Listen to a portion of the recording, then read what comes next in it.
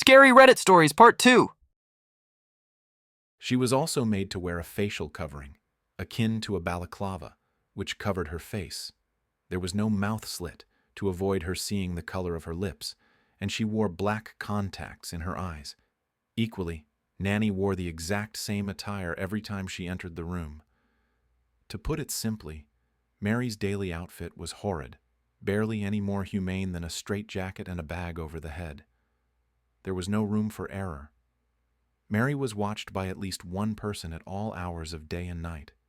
Should she get curious and try to sneak a peek at the color of her skin or eyes, she would receive 100 volts in the collar attached to her neck. But more terrifyingly than that was the simple fact that Mary was well-trained.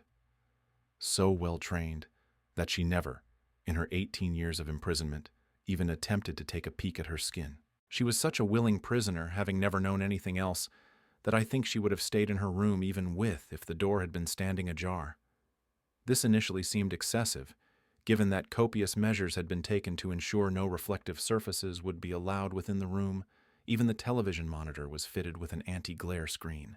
However, scientists were paranoid that Mary might somehow catch a glimpse of her green eyes. Even seeing her pale, peach-colored skin would have dirtied the results of the experiment. Black and white. Those were the only shades that Mary was permitted see. And when Mary started walking and talking, Nanny stopped entering the room entirely.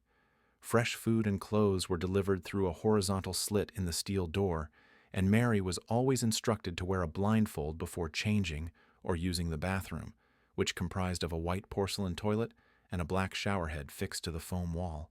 Revoltingly, both were exposed in that titchy room of hers,